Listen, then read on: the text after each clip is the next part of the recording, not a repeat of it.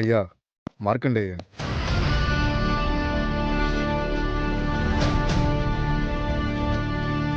வாங்க மார்க்கண்டேயன், உங்களுக்கு இன்னைக்கு விடுதலை.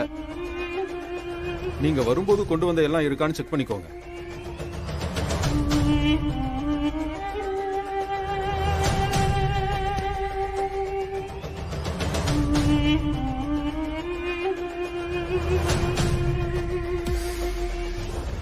I love you.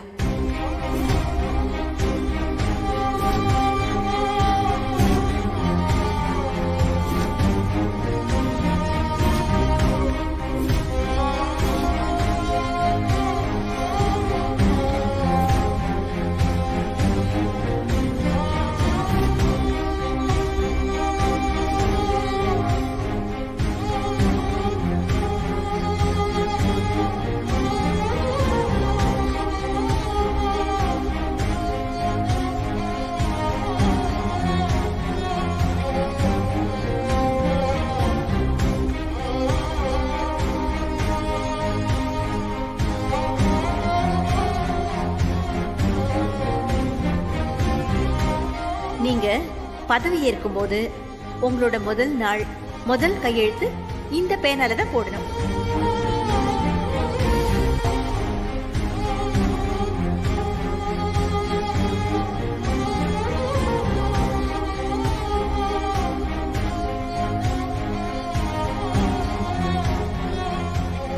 இதுல ஒரு கையெழுத்து போடுங்க. இந்த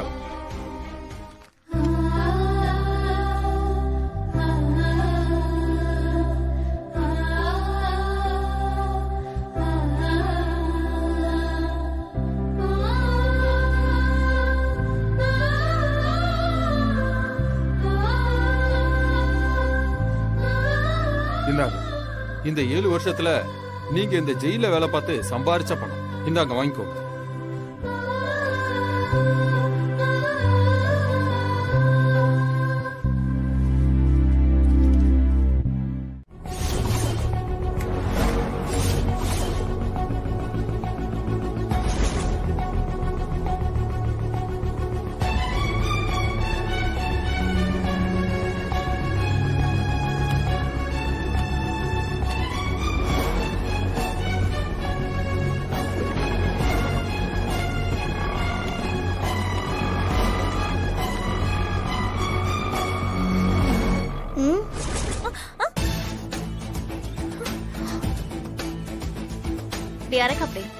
யாரா நீ?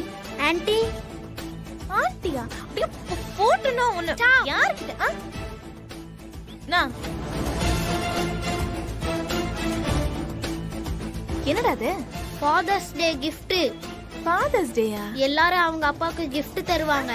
இது வரைக்கும் உங்க அப்பாவுக்கு நீங்க gift-ஏ கொடுத்தது இல்லையாமே. எனக்கு எப்படி தெரியும்?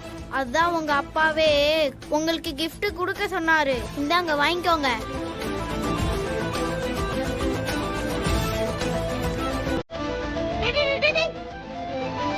ஃபாதர்ஸ் டேக்கு கிஃப்டா?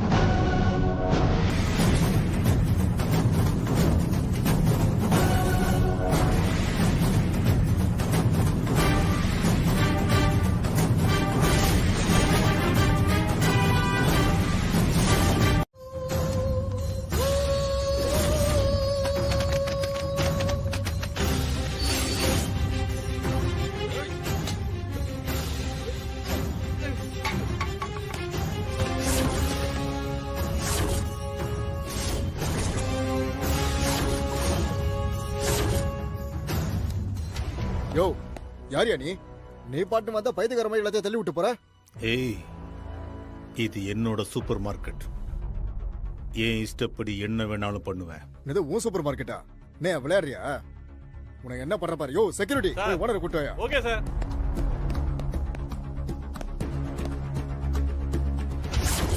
Okay good. Sir sir sir sir sir என்னையா? நம்ம கடையில உள்ள பொருளை ஒருத்தன் உடைச்சிட்டு இருக்கான் சார். யாரியா? யாருன்னு தெரியல சார். வாயா. எங்க போற? வெயிட் பண்ணு, ஓனர் வருவாரு, பதில் சொல்லிட்டு நீ போ.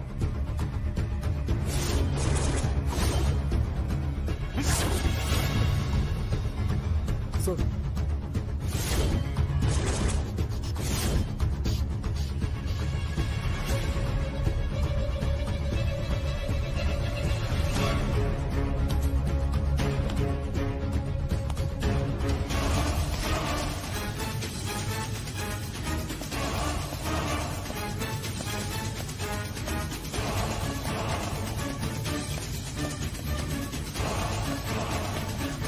ஏய், என்னாச்சு?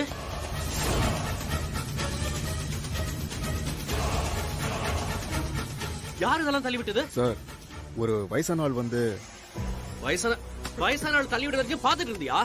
அடிச்சணும். போ போ, இப்படியா? போலாம். சார் போயா.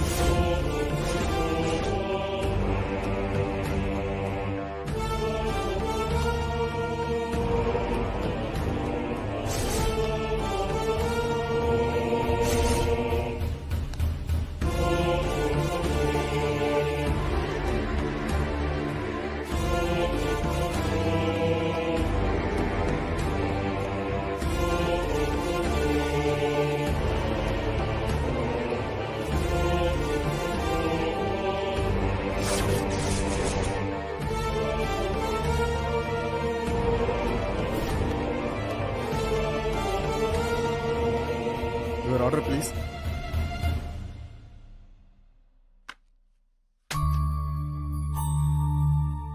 ரெண்டு இட்லி மட்டும். Okay sir.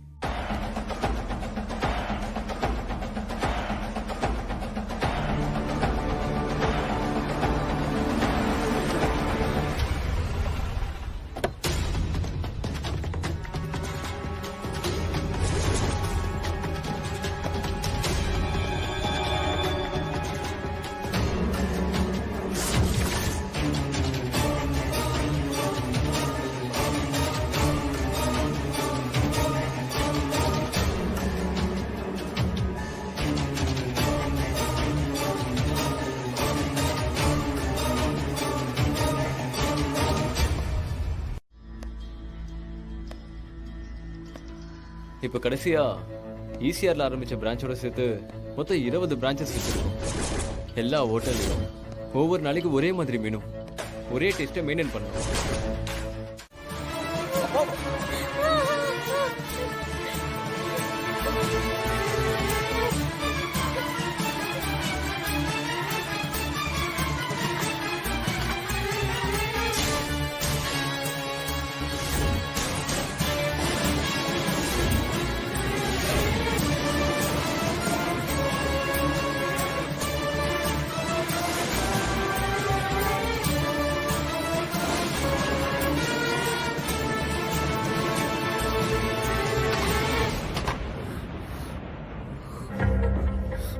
ஏய் அதெல்லாம் யாரும் இல்ல. இல்லையா? யாரும் இல்ல நீ. நான் பார்த்தேன்டா.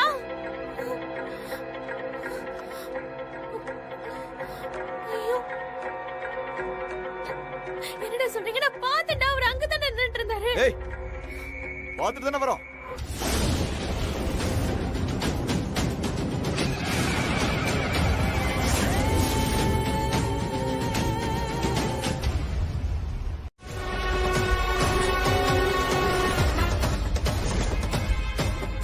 என்ன அவரை போய் நீங்க பார்த்ததே இல்லையா? இல்ல சார்.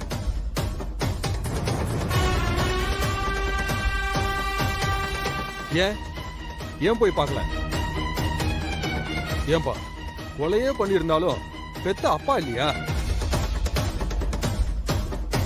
7 வருஷத்துல ஒரு தடவை கூட போய் நீங்க பார்க்கலையா?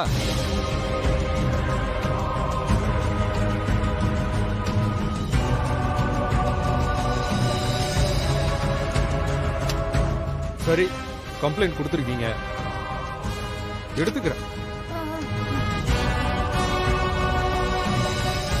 இருந்தாலும் உங்க அப்பா ஜெயில இருந்து ரிலீஸ் ஆனது தெரியலன்னு சொல்றீங்க. இது வரைக்கும் போய் பார்க்கவே இல்லைன்னு சொல்றீங்க. ஏன் போய் பார்க்கலான்னா அதுக்கும் பதில் சொல்லாம கம்முன்னு இருக்கீங்க. இப்ப திடீர்னு வந்து மிரட்டிட்டு போனாருன்னு சொல்றீங்க. ஒண்ணுக்கு ஒண்ணு எந்த லாஜிக்கும் இல்லாம இருக்கு. சரி, அப்படியே நாங்க அவரை பிடிச்சாலும் என்னன்னு சொல்லி அவர் மேல ஆக்ஷன் எடுக்கிறது? எங்க விஷயத்துல அவர் தலையிடாம இருக்க நீங்க ஒரு வார்னிங் மட்டும் கொடுத்தா போதும் சார். மறுபடியும் எதனா பிரச்சனை பண்ணா அவர்கிட்ட இருந்து எங்களுக்கு பாதுகாப்பு வேணும் சார். அதுக்கு எவ்வளவு செலவானாலும் சொல்லுங்க, பார்த்து பண்ணிக்கலாம். அப்பா கிட்ட இருந்து பிள்ளைங்க பாதுகாப்பு கேட்டு வந்திருக்கீங்க, அதுவும் 67 வயசு கிழவன் கிட்ட இருந்து. அதுக்கு போலீஸ்காரனுக்கு எவ்வளவு நாள் செலவு பண்ண தயாரா இருக்கீங்க, அப்படித்தானே? சரி, பிள்ளைங்க நீங்க எல்லாரும் இங்க இருக்கீங்க, உங்க அம்மா எங்க?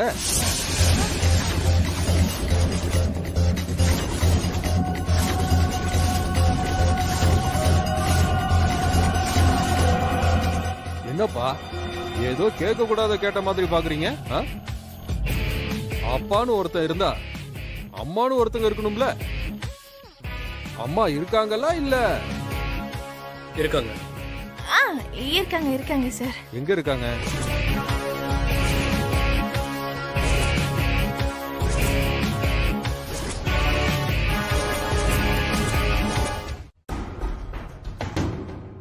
ஏண்டா ரவி, உன் மாமனார் ப்ராப்பர்ட்டி எல்லாம் கரெக்டா பேர் மாத்தி எழுதியாச்சா? வீடு ஏற்கனவே உமா பேர்ல தானே இருக்கு, மத்ததெல்லாம் மாத்தியாச்சு. டே ரவி, பேப்பர் விஷயத்துல எப்பயும் கரெக்டா இருக்கணும். பின்னாடி தேவையில்லாம எந்த பிரச்சனையும் வரக்கூடாது பாத்துக்க. ஆனா அப்பா உன்னை அடிக்கடி சொல்லுவார் தெரியுமா? ஏய், அவர் 1008 சொல்லுவாரு, நீ எதை சொல்ற? என்னதான் தாயும் புள்ளையும் ஒன்னானாலும் வாய் வயிறும் வேறேன்னு சொல்லுவாரு. சரியா தானே சொல்லியிருக்காப்புல. நல்ல வேலை, நம்ம வீடு அம்மா பேர்ல இருந்ததுனால அம்மா கிட்ட ஈஸியா கையெழுத்து வாங்கி விற்க முடிஞ்சது. இல்லனா 7 வருஷத்துக்கு அவர் எப்போ வருவாருன்னு தேவடு காத்துட்டு தான் இருக்கணும். ஐயடா, அப்படி அவர் திரும்பி வந்துட்டா மட்டும் தூக்கி அப்படியே கொடுத்துட்டு தான் மறுவேலை பாப்பாரு பாரு. போடா. சரி. ஏதோ ஒண்ணு நம்ம பண்ண தப்ப அந்த ஆளு ஏத்துட்டு உள்ள போனதுதான் மனசுக்கு ஒரு மாதிரியா இருக்கு.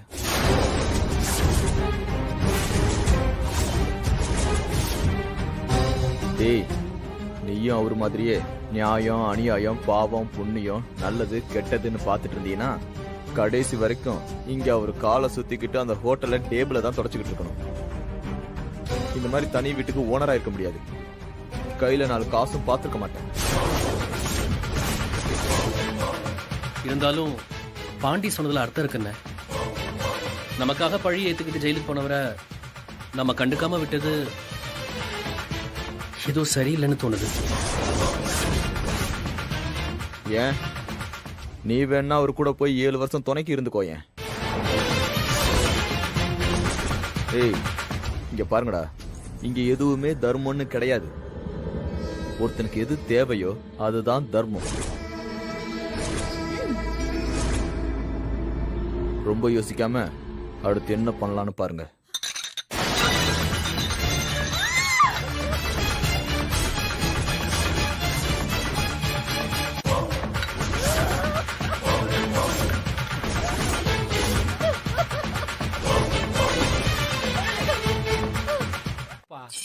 வெற்றிவேல் முருகனுக்கு. போப்பா, இல்லைன்னு சொல்றேன்ல.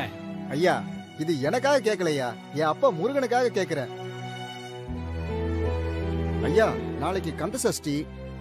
வருஷத்துக்கு ஒரு தடவை இந்த மாதிரி நான் எல்லார்கிட்டயும் காணிக்க வசூல் பண்ணி அப்பா முருகன் கிட்ட வேண்டிக்கிறது வழக்கம். நீங்க போடுற இந்த காணிக்க உங்க கஷ்டத்தை தீர்த்து வைக்கும் ஐயா. நாளைக்கு என்னன்னு சொன்னீங்க? கந்த சஷ்டின்னு சொன்னங்க ஐயா.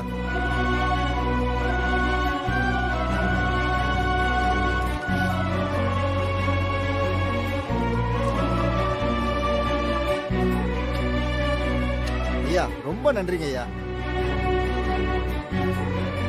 என்னமா இருக்கு? 500 ரூபாய் தூக்கி அப்படியே கொடுக்குற? என் சீதா கிடைச்சிட்டாடா. என்னமா இருக்கு சொல்ற? அவன் என்ன சொல்லிட்டு போனான்னு கேட்டியாடா? நாளைக்கு கந்த சஷ்டி. வருஷமா சீதா தவறாம பாலமுருகன் கோவிலுக்கு வருவா. நாளைக்கு எங்க இருந்தாலும் சீதா நிச்சயமா அந்த கோயிலுக்கு வருவா. எங்க இருந்தாலும் நல்லா இருக்கணும். எனக்கு கல்யாணம் முடிஞ்சதுல இருந்து ஒவ்வொரு வருஷமும் இதே நாள் நான் சீதா கூட வர்றது தவறுனாலும் சீதா உன்னை பார்க்க வர்றது தவறாது. இன்னைக்கு சீதா இங்க வருவான்னு நம்பிக்கையில நான் வந்திருக்கேன்.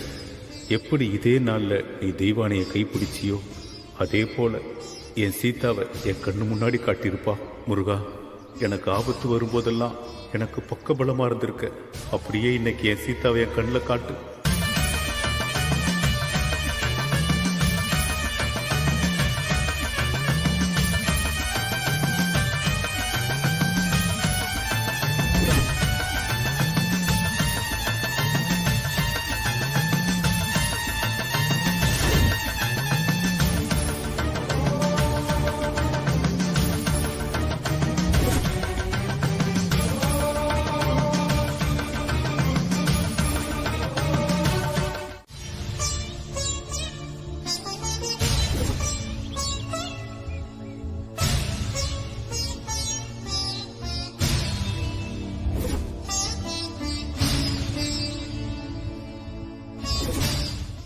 இந்தாங்க, இது வச்சு விடுங்க. ம்.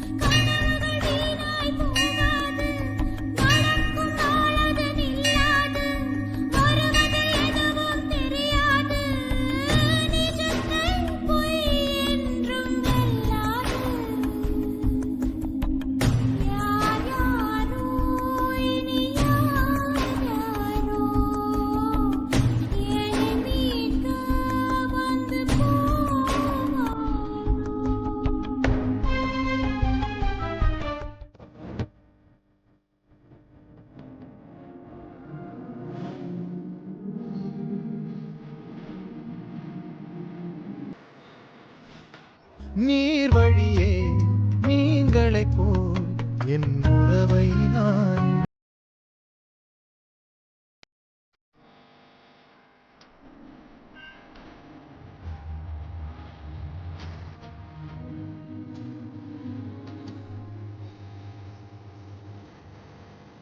எத்தனை வருஷம் ஆச்சு இப்படி மனசார சிரிச்சு? நான் வந்துட்டேன்ல, இனி நீ சிரிச்சுக்கிட்டே தான் இருக்க போற. ஆமா, நீங்க இங்க எப்படி வந்தீங்க? டெலிபதி டெலிபதியா? ஆமா சீதா, ஒருத்தர் மேல ஒருத்தர் உயிரா இருக்கிறவங்களால மட்டும்தான் அதை உணர முடியும்.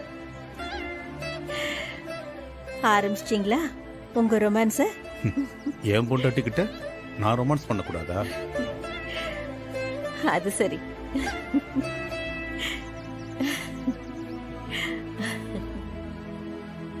நீலா உன்னை பத்தி சொன்னதும் உன்னை எங்க எப்படி தேட போறேன்னு பயம் வந்துருச்சு சீதா.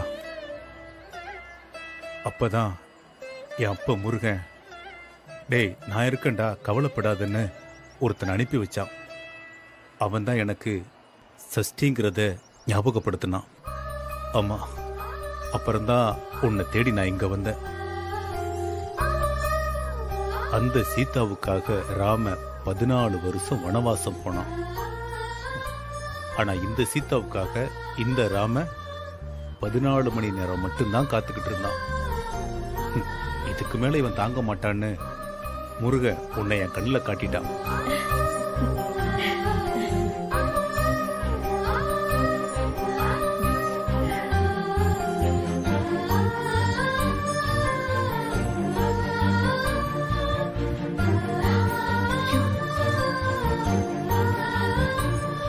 ஐயோ, நேரமாச்சுங்க. அப்ப நான் கிளம்பட்டுமா? எங்க? நான் தங்கி இருக்கிற வீட்டுக்கு தான். நான் எங்க போனாலும் 1 மணி நேரத்துக்குள்ள திரும்ப வந்துடணும்.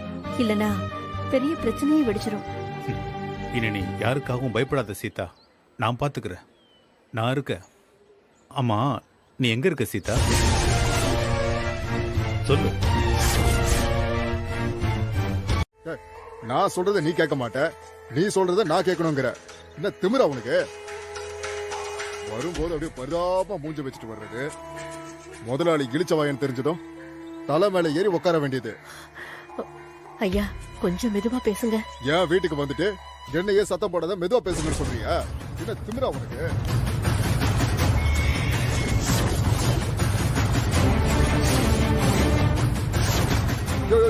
யாரியா நீ? திறந்த வீட்டுல எதுவும் நுழையிற மாதிரி நீ பாட்டு நுழைஞ்சிட்டு இருக்க? ஐயா, இவர் என்னோட வீட்டுக்காரரு.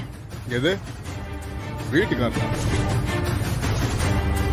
ஆமா, இத்தனை வருஷம் இல்லாத புருஷன் திடீர்னு எங்க இருந்துமா வந்தாரு? சீதா, விஷயத்த சொல்லிட்டியா? இல்லங்க, ஒரு 5 நிமிஷம் சொல்லிட்டு வந்துடுறேன். என்ன சொல்லணும்?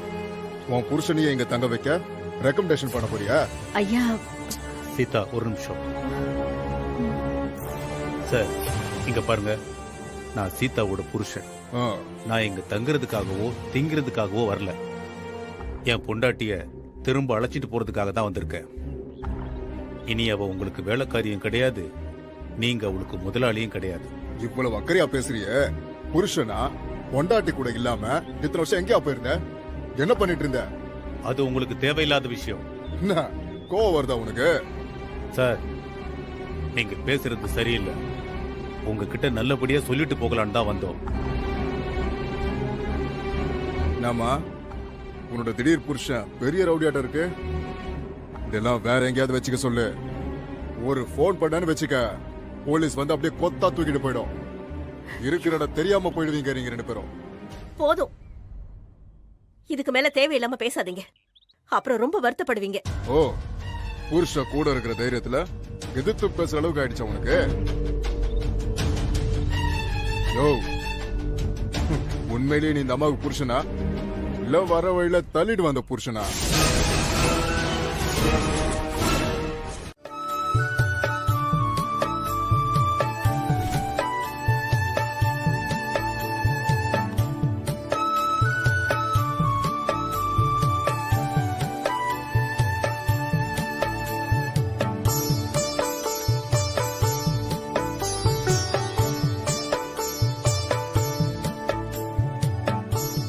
என்ன புதுசா பாக்குற மாதிரி பாக்குறீங்க? எப்பெல்லாம் உன்னை புது துணியில பார்த்தாலும் உன்னை பொண்ணு பார்க்க வந்தப்ப முதல் முறையா பார்த்த மாதிரியே இருக்க சீதா.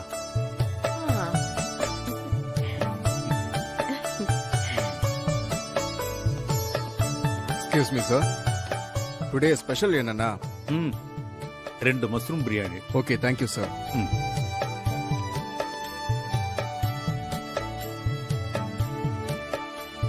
என்னங்க நீங்க என்கிட்ட ஒரு வார்த்தை கூட கேட்காம நீங்களே ஆர்டர் பண்ணிட்டீங்க? உன்னை கேட்காம உனக்கு பிடிச்சத பண்ற சில விஷயங்கள்ல இதுவும் ஒண்ணு. ஓஹோ, அப்போ எனக்கு வேற என்னெல்லாம் பிடிக்கும் சொல்லுங்க கேப்போம். அதெல்லாம் சொல்லக்கூடாது. ஒவ்வொரு தரமும் உன்னை கேட்காம பண்ணும்போதுதான் அதுக்குண்டான சுவாரஸ்யமே இருக்கு.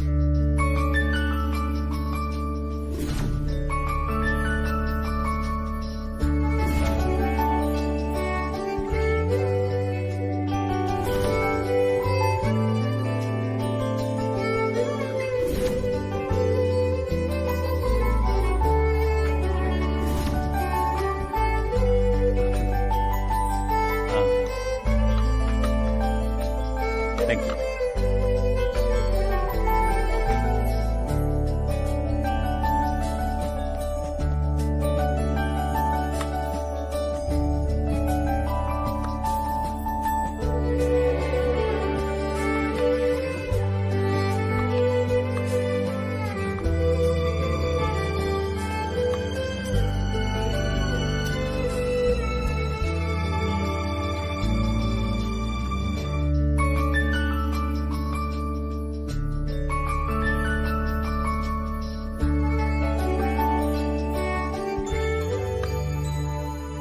சாப்பிடு.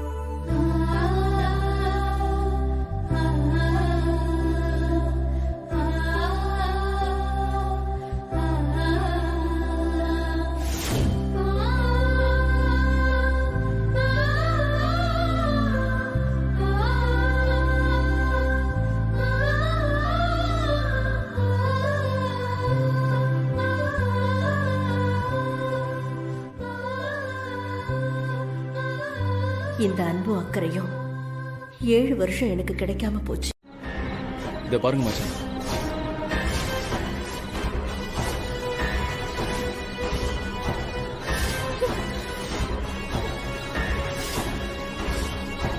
போச்சு போச்சு, எல்லாம் போச்சு போச்சு.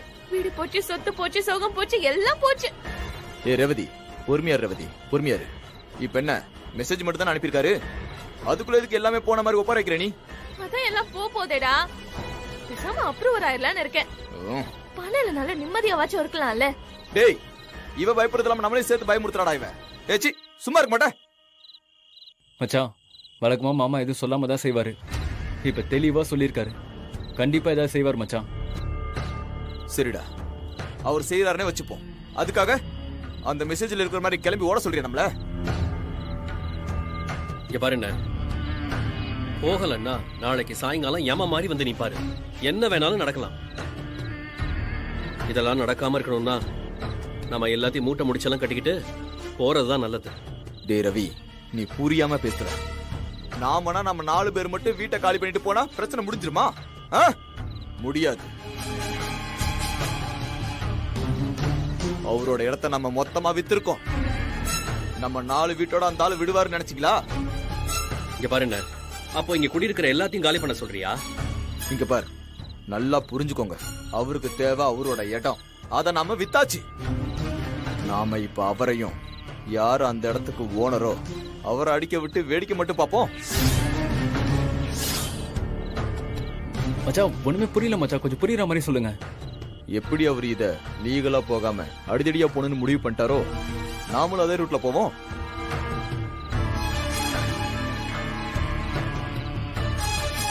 அது எப்படி? நேரா நம்ம 4 பேர் போய் அந்த ஆளை பார்த்து பிரச்சனையை சொல்லுவோம். அவன் என்ன சாதாரண ஆளா? கோடியில புரள்றவன். அது இல்லாம அந்த ஆளுக்கு ஏகப்பட்ட அரசியல் செல்வாக்கு வேற இருக்கு. அவனுக்குலாம் இந்த ஆளு கொசு மாதிரி அடிச்சு நசுக்கி போட்டு போயிட்டே இருப்பான்.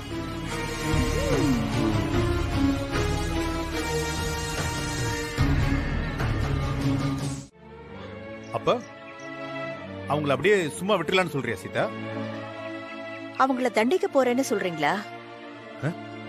தப்பு செஞ்சவன் தண்டனை அனுபவிக்க வேண்டாமா? வென விதைச்சவன் அதை அறுவடை பண்ணித்தான் ஆகணும். எல்லாத்தையும் அந்த கடவுள் பாத்துக்குவாரு. விதிங்க, நாம இதையெல்லாம் அனுபவிக்கணும்னு இருந்துச்சு. அது விதி இல்ல சீதா, அவனுங்க பண்ண சதி. இது விதினா அவனுங்களை நான் அடிக்க போறதும் விதிதான். அத நீ அப்படியே எடுத்துக்க. அவங்க மேல நான் பரிதாபப்பட்டதுக்கு எனக்கு நல்ல பாடம் சொல்லி கொடுத்துட்டானுங்க. என்ன வெளியெடுக்கிறேன்னு சத்தியம் பண்ணி கொடுத்துட்டு நம்ப வச்சு கழுத்தறுத்துட்டானுங்க. அது எல்லாத்தையும் விட உன்னை வீட்டை விட்டு வெளியே துரத்தி அடிச்சு பெரிய குற்றம் செஞ்சுட்டானுங்க. இது எல்லாமே வெறும் குற்றம் மட்டும் இல்ல சீதா, துரோகம், நம்பிக்கை துரோகம். நான் இல்லன்னு சொல்லலங்க. அதையெல்லாம் கெட்ட கனவா நினைச்சு மறந்து விலகிடலாமே. அவனுங்களை பழி வாங்க போறேன்னு நீங்க இப்படி வெறியோட இருக்கிறத பார்த்தா எனக்கு பயமா இருக்குங்க. என்ன சீதா, கோவத்துல இவன் ஏதாவது பெருசா செஞ்சுட்டு மறுபடியும் ஜெயிலுக்கு போயிடுவான்னு பயப்படுறியா? ஐயோ, அப்படி இல்லங்க. வேற என்ன பயம்? உங்களுக்கு மறுபடியும் எதுவும் ஆயிடக்கூடாது, எந்த பிரச்சனையும் வேண்டாங்க. நாம நம்ம வாழ்க்கையை பார்த்துக்கிட்டு நிம்மதியா இருக்கலாம். இல்ல சீதா, ஆசையா வளர்த்த யானைக்கு மதம் பிடிச்சா அது என்ன செய்யன்னு அவங்க பார்க்கட்டும். அப்பதான் அவங்களுக்கு வழினா என்னன்னு புரியும். அவங்கள தண்டிக்க அந்த ஆண்டவன் இருக்காங்க. ஆண்டவனோட கோர்ட்டுன்னு ஒண்ணு இருக்கு சீதா. அந்த கோர்ட்ல ஆண்டவன் தண்டனைய வாசிப்பான். நான் செஞ்சு முடிப்பேன்.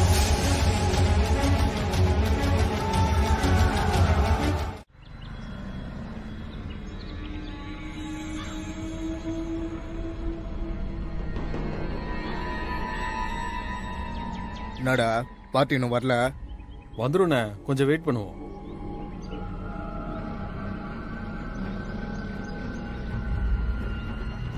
என்ன சார், பார்ட்டி இங்கதான் இருக்குன்னு சொன்னீங்க, ரொம்ப நேரம் நிக்கிறோம், ஆளே காணோம்.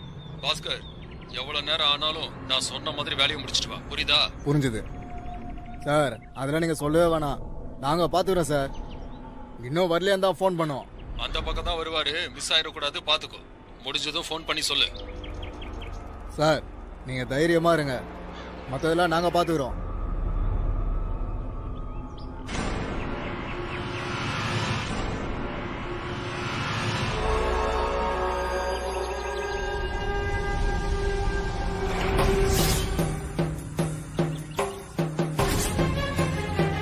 அண்ணே, அவனான்னு பாரு.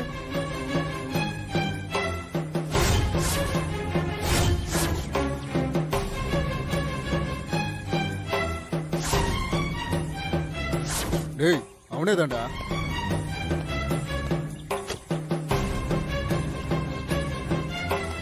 என்ன தல, ஏதோ பெரியால போட சொல்லி கூட்டிட்டு வந்துட்டு ஒரு பெருசா காட்டி போட சொல்ற? நம்ம தொழிலுக்குன்னு ஒரு ரெஸ்பெக்ட் இருக்கு தல. இதெல்லாம் ஊட்டாண்ட இருக்கிற பொருசுங்களை கூட்டிட்டு வந்து போட சொல்லி ட்ரைனிங் கொடுக்கலாம். ஏய், உனக்கு பார்ட்டியை பத்தி என்ன தெரியும்? பெருசு மட்டை பண்ணி 7 வருஷம் புழல்ல இருந்துட்டு வந்திருக்கு, உஷாரா இருந்துக்கணும்.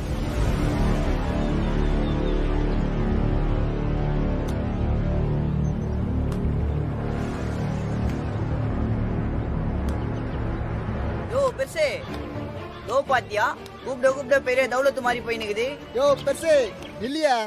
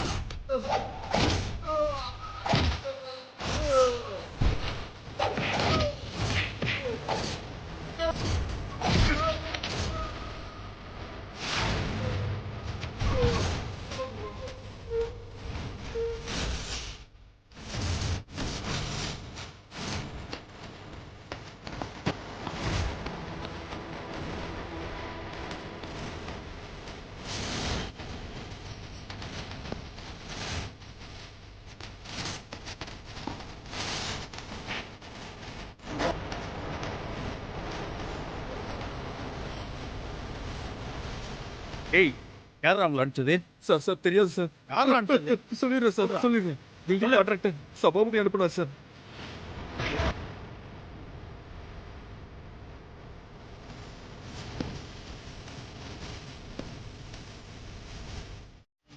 போலீஸ்கார கேட்கிற முதல் கேள்வி என்னவா இருக்கும் தெரியுமா? அப்பாவை பத்தி அவங்க விசாரிச்சா அவர் ஏன் ஜெயிலுக்கு போனாருன்னு தெரிய வரும்.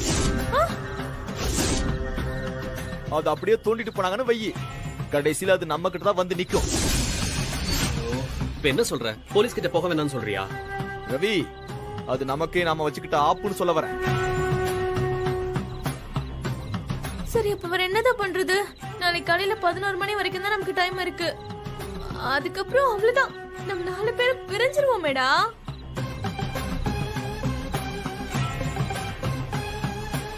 நாமளும் அவர் வழியிலேயே போவோம். என்ன வழி மச்சான்? அடிச்சா திருப்பி அடிப்போம். மச்சான், நாம எப்படி மச்சான் திருப்பி அடிக்கிறது? எவ்வளவு செலவானாலும் பரவாயில்ல, ஆளுங்களை மொத்தமா இறக்கணும்.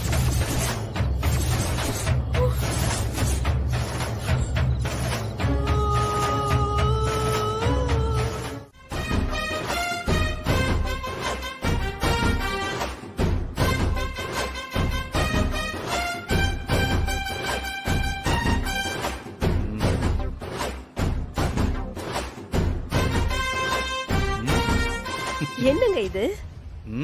எப்படி இருக்கு? அது ஓகே தான். என்னது ஓகே தான்? எவ்வளவு கெத்தா வந்து நிக்கிற நீ, என்னடா ஓகே தான் சொல்ற? பின்ன நான் உங்களுக்கு ஒரு சர்ப்ரைஸ் கொடுத்து உங்களை அசத்தலான்னு பார்த்தா நீங்க எனக்கு சர்ப்ரைஸ் கொடுத்தா எப்படிங்க? எனக்கு எதுக்கு சர்ப்ரைஸ்?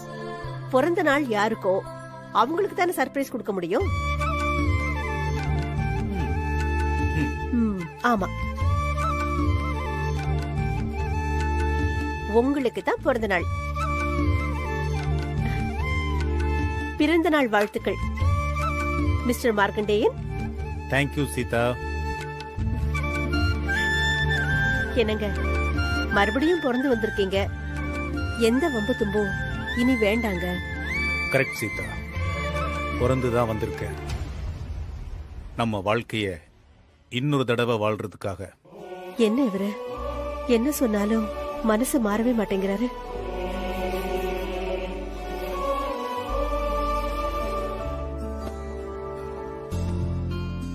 இந்தாங்க. என்ன இது? பிரிச்சு பாருங்க.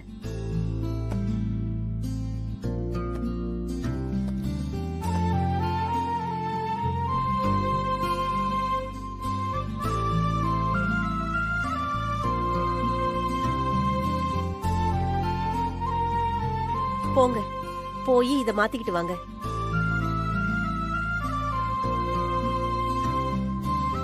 என்ன யோசிக்கிறீங்க? போங்க. இல்ல சீதா, நான் போற வேலைக்கு இதான் கரெக்டா இருக்கும். நான் வேணா வந்து மாத்திக்கிறேனே. அதெல்லாம் கோயிலுக்கு போயிட்டு வந்து பாத்துக்கலாம். என்னது கோயிலுக்கா? சொல்லவே இல்ல. அதான் இப்ப சொல்றேன்ல. போங்க, போய் மாத்திட்டு வாங்க. நேரமாச்சு. இன்னையில இருந்து உங்களுக்கு 67 வயசாகுது. போய் ஒரு அர்ச்சனை பண்ணிட்டு வந்துடலாம். இந்த 7 வருஷமா உங்களோட ஒவ்வொரு பிறந்த நாளைக்கும் உங்க பேர்ல ஒரு அர்ச்சனை பண்ணிட்டு தான் அந்த நாளையே தொடங்குவேன். மறுபடியும் உங்க பிறந்த நாளை கொண்டாடுற பாக்கியம் நமக்கு கிடைக்குமா கிடைக்காதான்னு காத்துக்கிட்டு இருந்த எனக்காக கொஞ்சம் போய் மாத்திக்கிட்டு வாங்களே. சரி சீதா.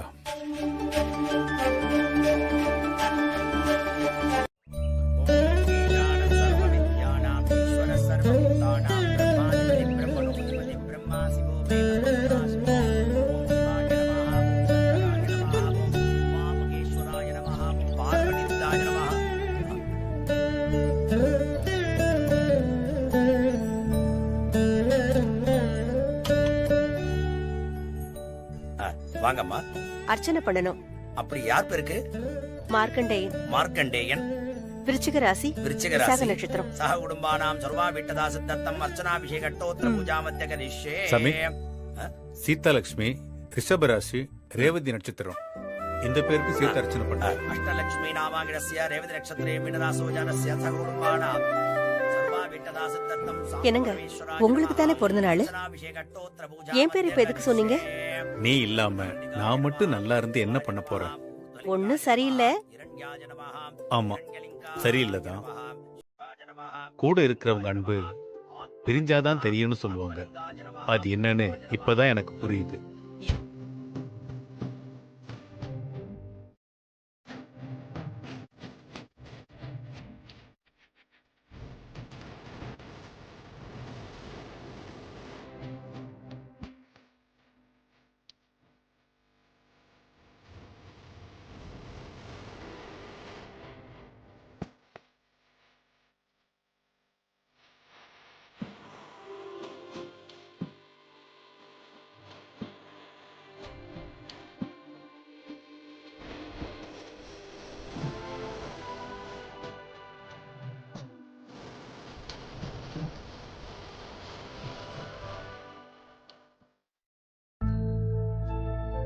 கடவுளே, இன்னைக்கு அவருக்கு பிறந்த நாள். 7 வருஷம் அவர் இல்லாம நான் கஷ்டப்பட்டது போதும். இனிமே அவருக்கு எந்த கஷ்டமும் வரக்கூடாது. பிள்ளைங்களுக்கு எதிரா ஒரு யுத்தம் பண்ண தயாராகிட்டு இருக்காரு. இந்த யுத்தத்துல அவருக்கும் என் பிள்ளைங்களுக்கும் எந்த ஆபத்தும் வராம நீதான்ப்பா காப்பாத்தணும். என் பிள்ளைங்க செஞ்சது தப்புதான். அவங்களுக்கான தண்டனையை நீ கொடு. அவர் கையால கொடுக்க வச்சு அந்த பாவத்தையும் இவர் சுமக்க வச்சிடாதேப்பா. எங்க ஆயுசு இருக்கிற வரைக்கும் அவரோட நான் நிம்மதியா வாழணும். அதுக்கு நீதான்ப்பா துணை இருக்கணும்.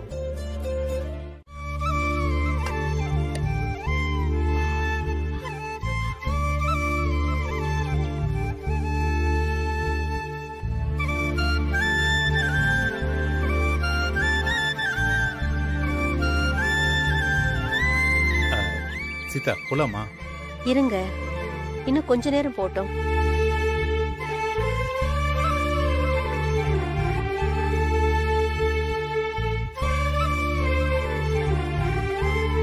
என்ன மணியை பார்த்துக்கிட்டே இருக்கீங்க? ஒண்ணு இல்ல சீதா, ஒரு முக்கியமான வேலை இருக்கு. அப்படி என்ன முக்கியமான வேலை?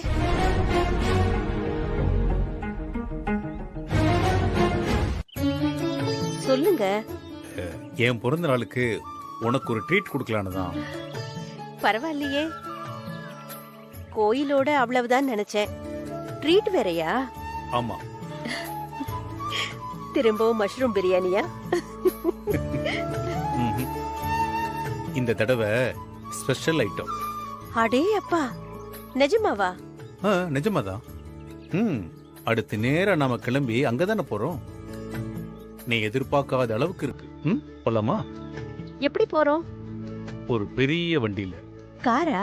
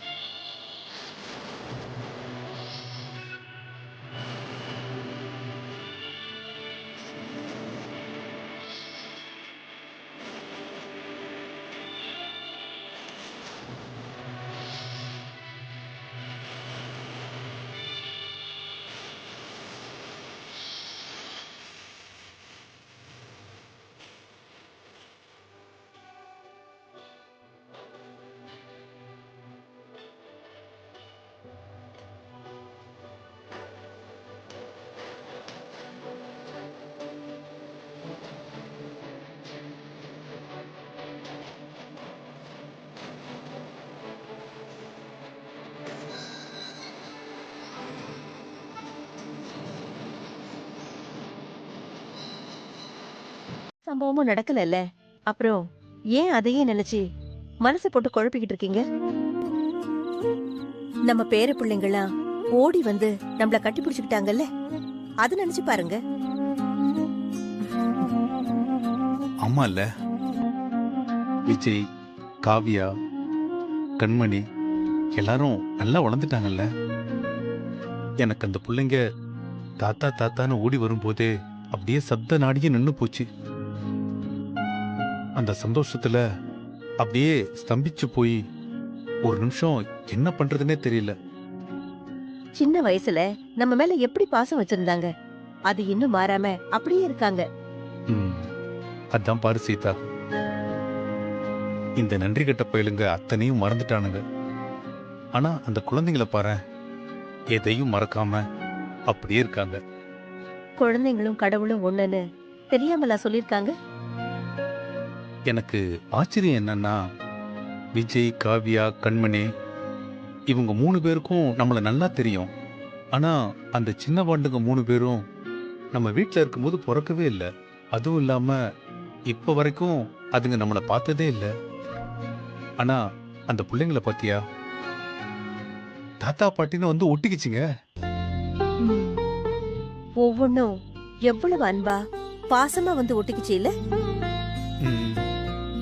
சீதா, அதுங்களுக்கு யாரு சொல்லி கொடுத்துருப்பா? வேற யாரு? காவியாவும் விஜயும் தான் சொல்லி தந்திருப்பாங்க.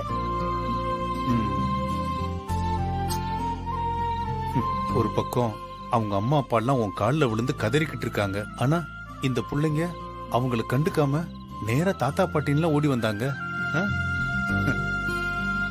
அதான் சீதா, எனக்கு நினைச்சு பார்க்க பார்க்க நம்ப முடியாம பிரமிப்பா இருக்கு. குழந்தைங்களுக்கு தாத்தா பாட்டி மேல பாசம் இருக்கிறது சகஜம்தான். ஆனா பெத்த தாய் தகப்பன ஒரு பொருட்டா கூட மதிக்காம ஓடி வந்து நம்ம பக்கம் நின்னாங்க பாரு. அந்த ஒரு நிமிஷம் நான் வாழ்க்கையில பல நாள் ஒரு நல்ல தகப்பனா இல்லாம போயிட்டோமோன்னு வருத்தப்பட்டிருக்கேன். ஆனா இன்னைக்கு அதெல்லாம் மறக்கடிக்கிற மாதிரி ஒரு நல்ல தாத்தாவா இருந்திருக்கேன்னு பெருமையா இருந்துச்சு சீதா. எனக்கு இப்பவே அவங்கள போய் பார்க்கணும் போல இருக்கு சீதா. அவ்வளவுதானே, எப்ப வேணாலும் போய் பார்க்கலாம். என்ன ஒண்ணு, அவங்க அப்பா அம்மா பிள்ளைங்களை என்ன சொல்லுவாங்களோன்னு தானே இருக்கு. அயோக்கிய பயிலுங்க, அவனுக்கு பண்ண வேலையை பத்தியா? பிள்ளைங்களை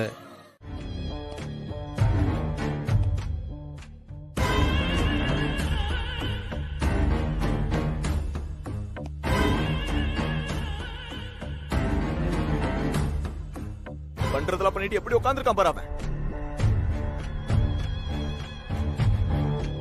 எல்லாம் எனக்கு புள்ளையாடா, நன்றி கெட்ட பையன்.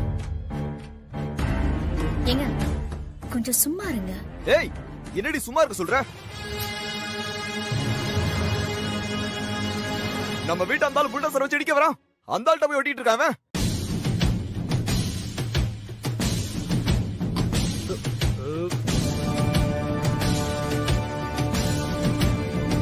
தாத்தா ஏன் வீட்டை இடிக்க வந்தாரு? எதுக்கா? ஏய், நாம நல்லா இருக்கிறது பிடிக்காம தான் அந்த வீட்டை இடிக்க வந்தாரு. சும்மா உன் இஷ்டத்துக்கு சொல்லாதப்பா. தாத்தாவுடைய பணம் சொத்து எல்லாத்தையும் நீ ஏமாத்தி புடிங்கிட்ட. டேய், என்ன உங்க அப்பா கிட்ட சரிக்கு சமமா பேசிக்கிட்டு இருக்க? நான் சும்மாதாமா இருக்கேன், அவர்தான் சும்மா சண்டைக்கு வந்துட்டு இருக்காரு. டேய், அந்த ஆள் ஒரு கொலைகாரன்டா, 7 வருஷமா ஜெயில இருந்துட்டு வந்திருக்காரு. அவருக்கு போய் சப்போர்ட் பண்ணிட்டு இருக்க நீ? ஆமா, ஜெயிலுக்கு போனவர் தான். அவரை இத்தனை வருஷத்துல நீ என்னைக்காவது போய் பாத்தியாப்பா? டேய், கொலைகாரனை போய் பார்க்க சொல்றியா நீ? என்ன ஏன் தாத்தா செத்து போயிட்டாருன்னு சொல்லி அவரோட வீட்டை மட்டும் இடிக்க தெரியுதுல உனக்கு? தாத்தாவை போய் பார்க்க தெரியாதா? டேய், என்னடா பேசிட்டு போயிட்டே இருக்க? அப்படியே வாயில போட்டனு வை. ஏன் அப்ப நீ அவரோட வீட்டை விக்கலையா என்ன? ஆமாண்டா, நான் தான் வித்தேன். அதுக்கு எல்லா ரைட்ஸும் எனக்கு இருக்கு. இந்த வீட்டு மேல கடனா 7.5 லட்சம் ரூபாய் கொடுத்துட்டேன் நானு. அவரால கொடுக்க முடியல தான் அந்த வீட்டை வித்தேன். எல்லாம் எனக்கு தெரியும்பா. 7.5 லட்சத்தை கொடுத்துட்டு நீ தாத்தா கிட்ட 7.5 கோடி ஆட்டைய போட்டல.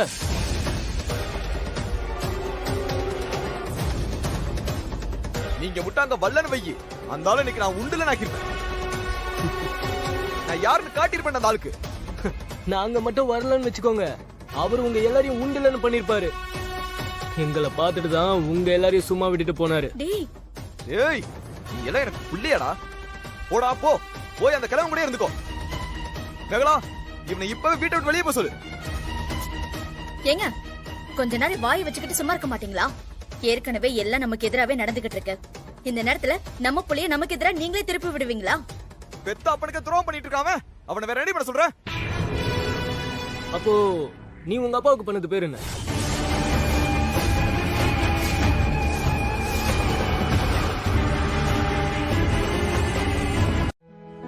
நாளைக்கு போய் தாத்தாவை மீட் பண்ணலாமா? போலாம். சரி இரு, விஜய்க்கு கால் பண்றேன்.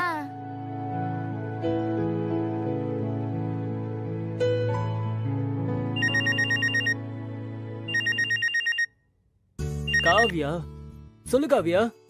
எங்கடா இருக்க? நான் எங்க இருப்பேன், வீட்ல தான் இருக்கேன். ஏன், என்ன விஷயம் சொல்லுடா. தாத்தாவை போய் பார்த்தாகணுமே. ஹேய், நானே உன்கிட்ட கேட்கணும்னு நினைச்சேன் தெரியுமா? கண்மணியும் உடனே பார்க்கணும்னு சொல்றா. நானே எப்படா போய் பார்க்கலான்னு வெயிட்டிங்ல இருக்கேன். இசை என்ன சொல்றா? நானாச்சும் பரவாயில்ல, அவ அப்பாவை மானம் போற அளவுக்கு கேள்வி கேட்டுட்டா. இசையா இப்படி பேசுறதுன்னு எனக்கே ரொம்ப சர்ப்ரைஸ் ஆயிடுச்சு தெரியுமா? ஓ, செம்ம வாங்கிட்டா. மாமா ஏற்கனவே டென்ஷன் பார்ட்டி, இப்ப இன்னும் டென்ஷன் ஆயிருப்பாரே. ஆமா ஆமா, கோபத்துல அம்மாவை பிடிச்சி பயங்கரமா வாங்குன்னு வாங்கிட்டாரு. அச்சச்சோ.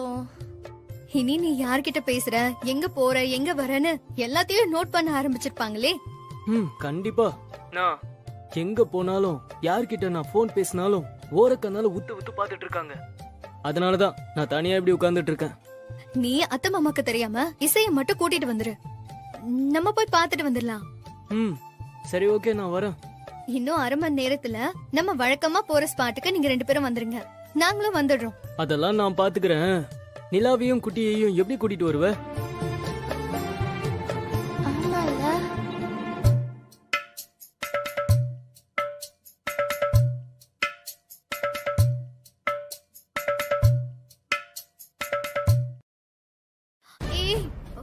ஒரு நிமிஷம் இரு, உமாத்தல் லைன்ல வராங்க.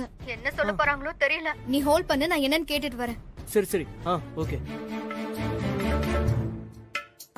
ஹலோ. ஹாய். ஹே, நீதானா நிலா? இரு, விஜய் கூட கான்ஃபரன்ஸ்ல கனெக்ட் பண்றேன். விஜய், நிலா தான் லைன்ல இருக்கா. What's the plan? ஏய் நிலா, நீ என்ன பண்ணிட்டு இருக்க? As usual, Mom and Dad left me alone at home. ரொம்ப நல்லதா போச்சு. தாத்தாவை பார்க்க போலான்னு நானும் விஜயும் பிளான் பண்ணிட்டு இருக்கோம் நிலா. I also want to meet Tata. நிலா, அப்போ நீ நாளைக்கு ஸ்கூலுக்கு போவியா?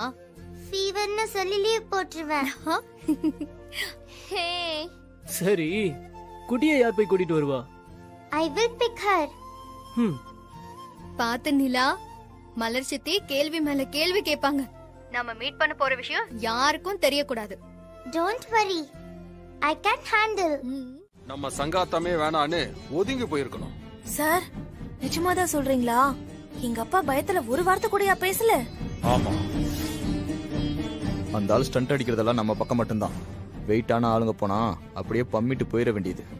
சார், நீங்க சொல்றத வச்சு பார்க்கும்போது அந்த ஆள் வருவாரான்னு டவுட்டா இருக்கு. எதுக்கும் நீங்களே ஒரு போனை போட்டு வர சொல்லுங்க. பொறுங்க, இன்னும் கொஞ்ச நேரம் பாப்போம். சார், இன்னும் எவ்வளவு நேரம் சார் வெயிட் பண்ண? ஒரு போன் பண்ணி கேட்டு சொல்லுங்க.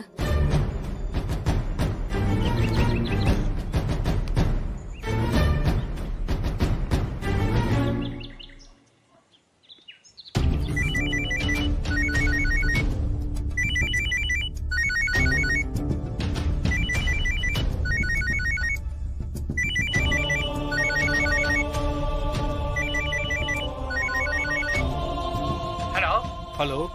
ஏன்பா, மார்க் ஃப்ரெண்ட் நீலகண்டன் பேசுறேன். அங்க எல்லாரும் வந்துட்டீங்களா? யோ, 1 மணி நேரமா எல்லாரும் வெயிட் பண்ணிட்டு இருக்காங்க. ஓ, அப்ப போன ஸ்பீக்கர்ல போடுங்க. இவன் வேற. சொல்லியா மார்க்கண்டே, நீ எங்க? ஏன் இன்னும் வரல? மார்க்கு இன்னைக்கு வரமாட்டான்பா. இன்னொரு நாள் பஞ்சாயத்து பண்ணிக்கலாம்.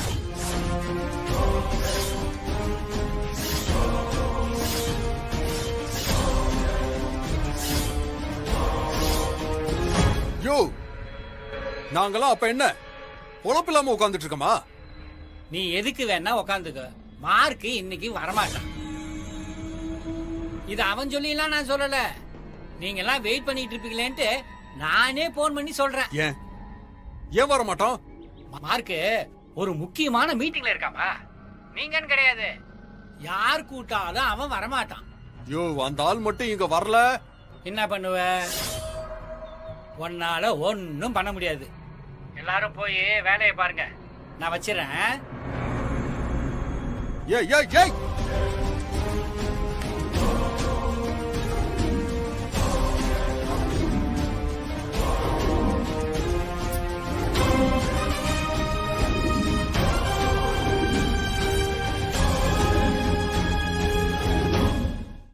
என்ன சார் நீங்க நேத்து நீங்க பார்த்து பேசினதுக்கு பயந்து போய் விடவரத்து போயிட்டாரு சொன்னீங்க. எனக்கு என்னமோ பயந்தது அவர் இல்ல, இவர் தானே டவுட்டா இருக்கு ராஜா. டேய் வாங்கடா. சொல்லுங்க சார். என்ன பண்ணுவீங்களோ ஏது பண்ணுவீங்களோ தெரியாது. நேரா போறீங்க. அந்த மார்க்கண்டேயன் எங்க இருந்தாலும் சரி 1/2 மணி நேரத்துல இங்க தூக்கிட்டு வரீங்க. யாரு இவனுங்களா?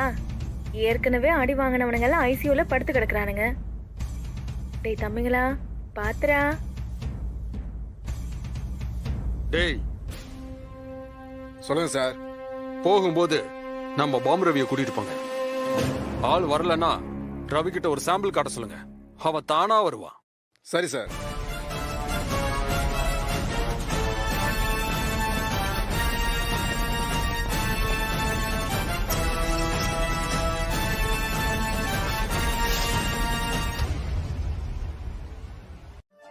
அப்போ என் பொண்டாட்டி பேரு தான் உனக்கு வச்சிருக்காங்களா?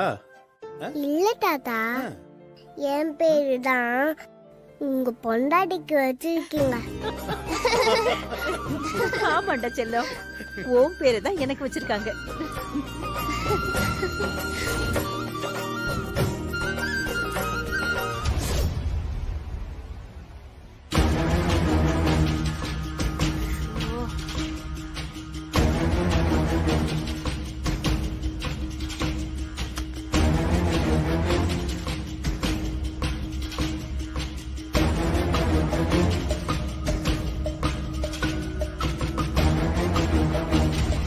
நீங்க எல்லாரும் எங்களை பார்க்க வந்திருக்கீங்களே, வீட்ல எதுவும் சொல்லலையா?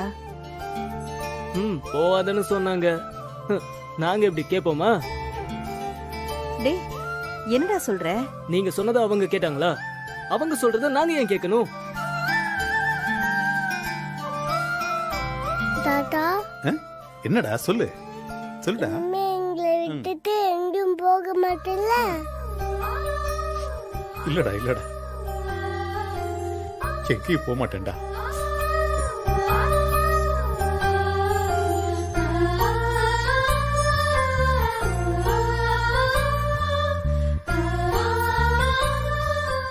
ஏன் தாத்தா அழற? என்ன மீட் பண்ணது உனக்கு ஹாப்பியா இல்லையா? அப்படிலாம் இல்லடா, அப்படிலாம் இல்ல. உங்க தாத்தா சந்தோஷத்துல அழறாரு. உங்களை எல்லாம் விட்டுட்டு நாங்க இனிமே எங்கேயுமே போக மாட்டோம். இனி நாங்க உங்க கூட மட்டும்தான் இருப்போம். பாட்டி ரொம்ப பசிக்குது, சாப்பிட ஏதாவது கொடு பாட்டி ப்ளீஸ். உன் சமையலை சாப்பிட்டு எவ்வளவு நாள் ஆச்சு தெரியுமா? ஆமா பாட்டி. ஆமா பாட்டி, ரொம்ப நாள் ஆச்சு. ப்ளீஸ். சரி இருங்க. பாப்பா இப்படி உட்காரு.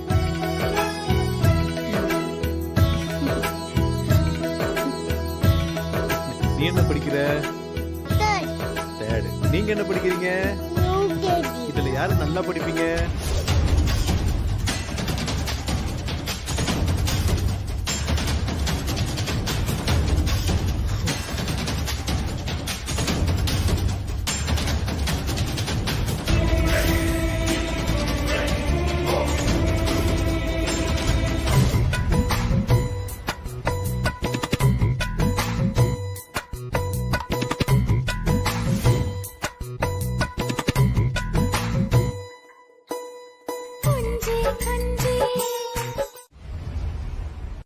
கால்ல விழுறதுன்னா நீங்களாம் போய் விழுந்துக்காங்க.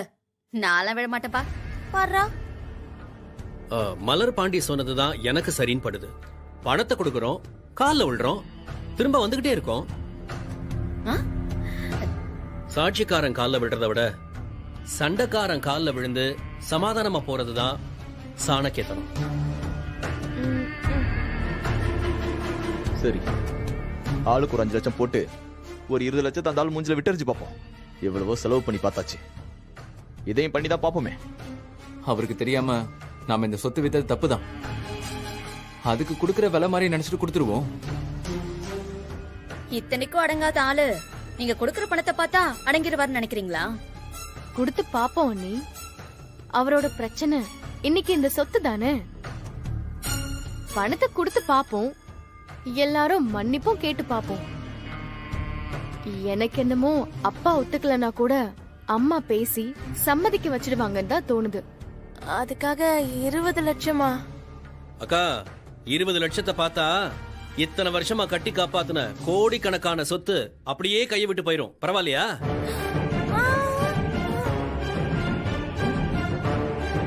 சரி, நாளை காலைல ஆளுக்கு ஒரு 5 லட்சத்தை எடுத்து வைங்க. எல்லாரும் போய் பார்த்துட்டு வந்துருவோம். 5 சார், கொரியர். மேகலா, இத பாக்குறேங்க.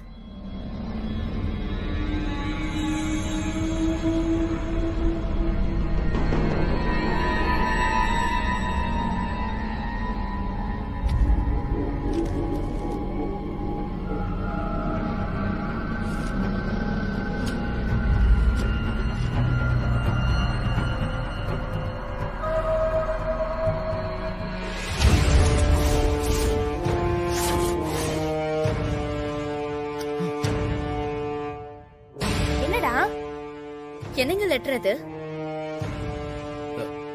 அண்ணே, என்னண்ணே? என்ன மச்சான்?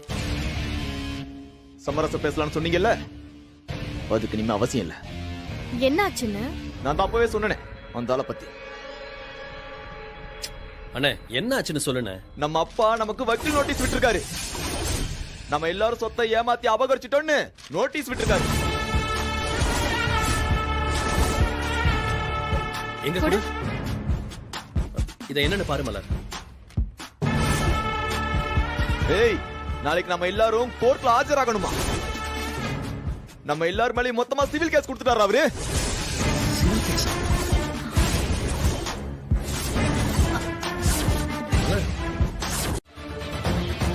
நீங்களாவது அவர்கிட்ட எடுத்து சொல்லலாம்ல. அவர் கூட சேர்ந்துட்டு நீங்களும் எதுக்குமா கோர்ட்டுக்கெல்லாம் வரணும்? டேய் லூசு பசங்களா, நீங்க இப்ப இருக்கிற வீடு, இப்ப நீங்க வந்த காரு, போட்டிருக்கிற சங்கிலி, மோதிரம், புதுசா காதுல மாட்டி இருக்கிற கடுக்கன், பேண்ட், சட்டை, பனியன், போட்டிருக்கிற ஷூ வரைக்கும் என்னோட வீட்டை வித்து அதுல வந்த காசுல வாங்கினதுடா.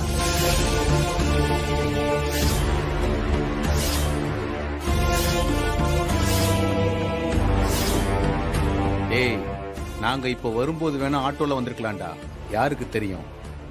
போகும்போது உங்ககிட்ட இருக்கிற அத்தனையும் உருவிட்டு போனாலும் போயிருவேன்.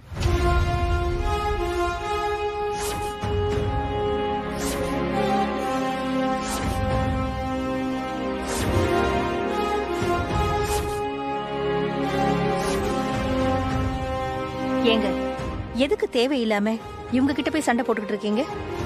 நான் எங்க சீதா சண்டைக்கு போனேன்? சும்மா போறவன வாயை கொடுத்து வம்பு கிழக்குறானுங்க, பார்த்துட்டு சும்மா போக முடியுமா?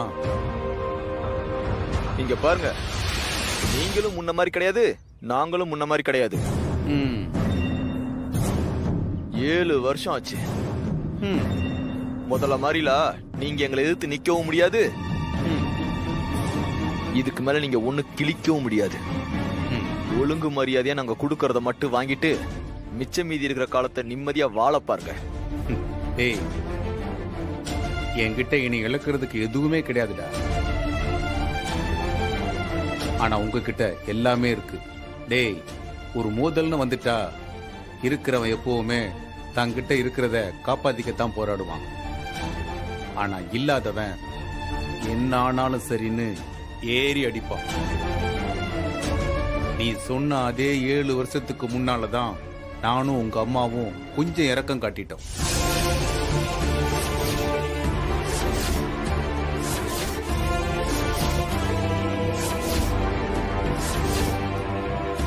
ஆனா இந்த முறை உங்க மேல எங்களுக்கு அது போல எதுவுமே இல்லை. அப்பெல்லாம் நீ சண்டை போடுவ, உன் பொண்டாட்டியோ உன் அக்காவோ சமாதானப்படுத்துவாங்க. அவ சண்டை போடுவா, அவ புருஷன் சமாதானமா போவான். ஆனா இப்ப அப்படி இல்லையே. நீங்க எல்லாரும் ஒட்டு மொத்தமா அயோக்கிய பயலுங்களா இருக்கீங்க. அத்தனை நரியும் நீல சாயம் வெளுத்து போய் ஒரே நேர்கோட்டில் நிக்கிறீங்க. அந்த குடும்பத்தோட மூத்த பொண்ணு நீங்க தானே? என்ன நடந்ததுன்னு நீங்களே சொல்லிடுங்க. நான் சொல்றதுக்கு என்னங்க இருக்கு? எங்க அப்பா ஜெயிலுக்கு போனதுக்கு அப்புறம் எங்க அம்மாவை பாத்துக்கிறதுக்கு நானும் என் பிள்ளைங்களும் தான் அந்த வீட்டுல இருந்தோம். ஆனா அந்த கடன்கார பயலுக அந்த வீட்டுல எங்களை நிம்மதியாவே இருக்க விடல. பொறுத்து பொறுத்து பார்த்துதான் கடைசியில அந்த வீட்டை விற்க வேண்டியதா போச்சு.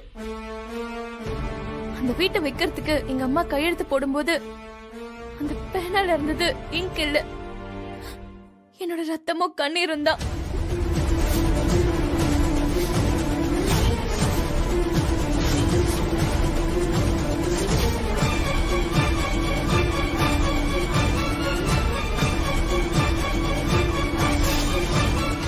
சரி, நீங்க போகலாம். இதுக்கு மேல உங்களுக்கு எதுவும் விளக்கம் தர வேண்டாம்னு நினைக்கிறேன் யுவரானோ. இருந்தாலும் எதிர்க்கட்சிக்காரர் கொடுத்திருக்கிற வழக்கின் அடிப்படையில் சில விஷயங்களை சொல்ல விரும்புகிறேன். ஃபர்ஸ்ட் பாயிண்ட், விற்கப்பட்டதாக சொல்லப்படுகிற வீடு அவரின் பெயரிலேயே இல்லை.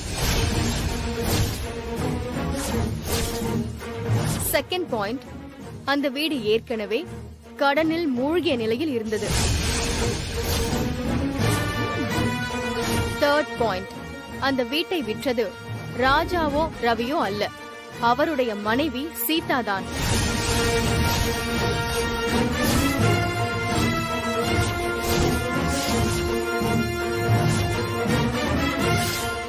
ஆகவே இதை ஜோடிக்கப்பட்ட வழக்காக கருதி உடனடியாக தள்ளுபடி செய்ய வேண்டுமென தாழ்மையோடு கேட்டுக்கொள்கிறேன் யுவரானோ.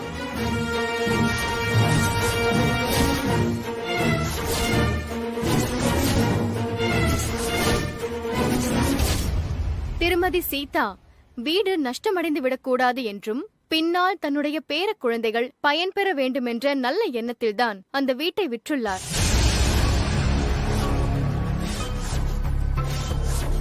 வீட்டை விற்றுவிட்டு அவர்களுடன் சந்தோஷமாகத்தான் இருந்துள்ளார்.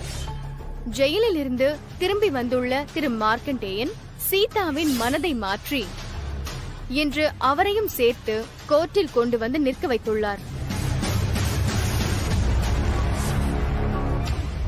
என்னதான் திரு மார்க்கண்டேயன் தான் பெற்ற பிள்ளைகள் மீதே கேஸ் போட்டு